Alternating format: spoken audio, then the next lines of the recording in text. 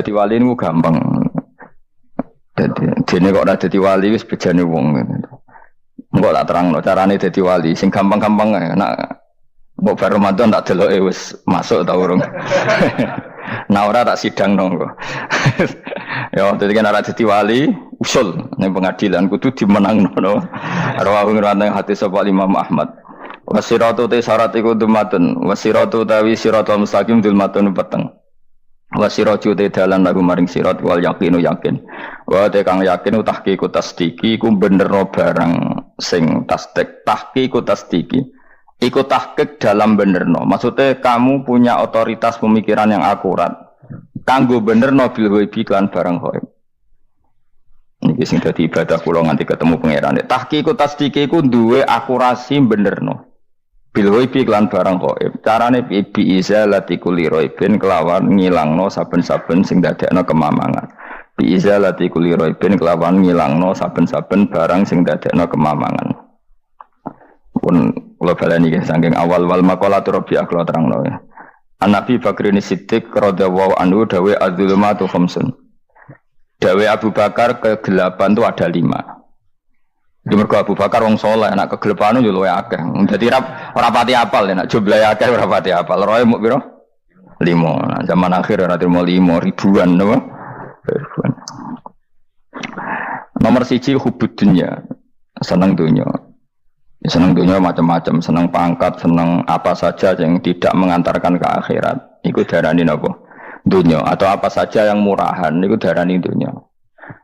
Kalau terangno definisi dunya, dunya kata dana ya dunuan.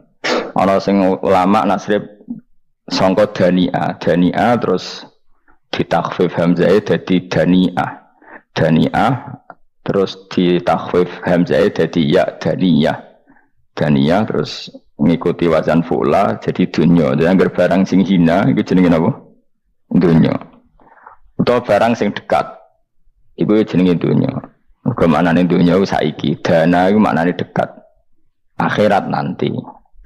Sungokno wae kok kowe suwe-suwe paham.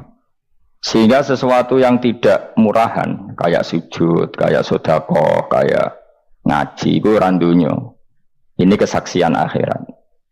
Sehingga ngendikan Ibnu Khaldun niku Allah itu ngeritik dunya ya yang perlu dikritik. Bahkan kadang akhirat pun dikritik pangeran, swarga pun kadang dikritik pangeran. Nak wayahe perlu dikritik karena ada konteksnya. Ada apa? Konteksnya. Misalnya begini, saya punya kitab namanya Khilyatul Auliya atau Baqatul Asfiya. Saya sampai sekarang belajar kitab itu terus. Ini sekitar 14 jilid. Ini kitab indukan Ihya. Saya berkali-kali ngomong di mana-mana. Imam Ghazali dalam hal manaqibul akhyar, sejarah orang-orang pilihan itu nginduk kitab nama Khilyatul Auliya itu 14 jilid. Dalam ilmu tasawuf beliau nginduk kitab jenis Qutil Qulub, ini karangan Abu Thalib Al-Makki. Dalam fikih tentu beliau nginduk gurunya Imam Haromen. Dan memang kitab itu harus nginduk, kalau tidak namanya mukhtarik, bikin-bikin. Memang syaratnya ulama harus muttabi, dia hanya pengikut, tidak boleh kreasi. Kalau kreasi namanya bid'ah, bid'ah. Kalau terang, di situ ada cerita ada seorang sufi bodoh ngeritik dunia entek ngamak. Dunia wis ora ono benere, dunia iku nggon batang, pokoke dunia iku jifah batang. Sing berebut batang ya siap-siap rebutan mbek asu, pokoke ngomong wis tok ndi-ndi. Sayyidina Umar itu agak tersinggung dengan makalahnya orang sufi yang bodoh ini. Ya rata-rata orang sufi memang bodoh. Orang sufi memang bodoh. Kecuali gelem ngaji fikih.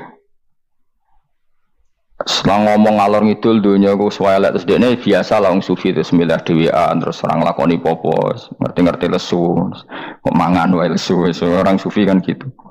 Singkat cerita terus Umar agak marah tapi beliau masih bisa mengendalikan diri terus kata beliau sal sayyidah dan sal hada sayyid kamu tanya hada sayyid maksudnya sayyid dalam bahasa dulu itu ya orang terhormat dalam bahasa zaman era itu maknanya sayyid itu masih apa sadat maksudnya bukan habib bukan.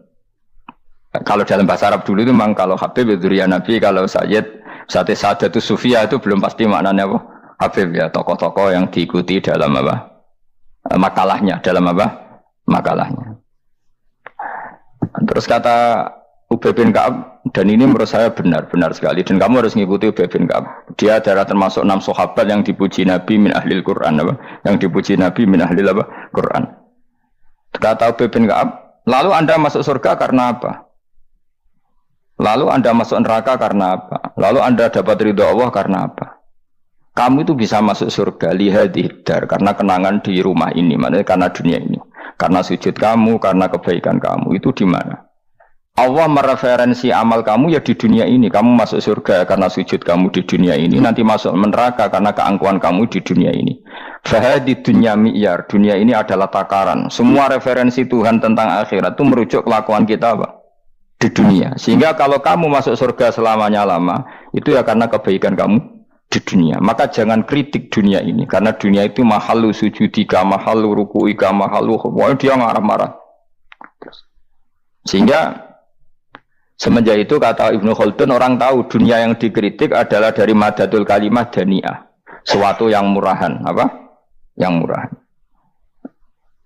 Sehingga kalau misalnya orientasinya itu kebesaran li'ilai kalimatillah, maka itu tidak termasuk dunia. Dan yang suasananya akhirat tapi motifnya adalah kasal, kemalasan, itu yang benar-benar dunia. Makanya Imam Syafi'i sering kritik tasawuf itu sampai usis sati tasawuf alal kasal. Ilmu tasawuf itu basisnya itu karena pemalas. Karena tadi misalnya begini, ini contoh paling gampang. Zaid itu di daerah pinggiran di mana Islam itu minoritas. Terus dia ingin kaya raya supaya bisa bikin masjid atau bikin komunitas Islam. Atau dia ingin jabat jadi lurah supaya nggak ada pelarangan orang sholat karena dia yang punya otoritas bikin aturan. Atau kalau mungkin skup lebih besar, dia ingin jadi bupati supaya daerah situ familiar dengan Islam karena pejabatnya Muslim. Itu tidak dunia karena semua orientasinya untuk mengawal sujud, mengawal kebenaran. Tapi kalau kamu di daerah pinggiran, kemudian milih DWA, kabeh kersane pangeran, sidik-sidik kersane pangeran, terus kamu meninggalkan aktivitas dakwah, itu yang dunia, karena motivasi kamu adalah al-kasal, males dari mewarnai buminya Allah ini dengan sujud. Ini yang banyak orang sufi salah paham. Makanya orang sufi harus ngaji fikih.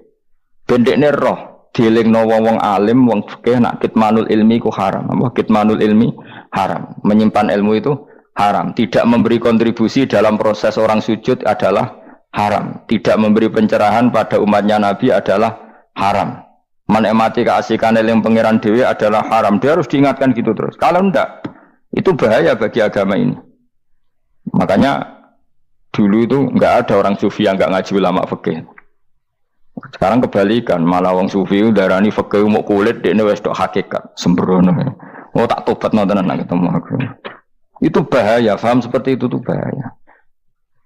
Karena sekarang itu sufi itu jadi identitas kesalehan. Jadi yang rumah kome sufi koyo sak dhuwure ahli napa? Fikih. Itu bahaya. Karena tadi sufi itu akan ngeritik dunia sepedas-pedasnya.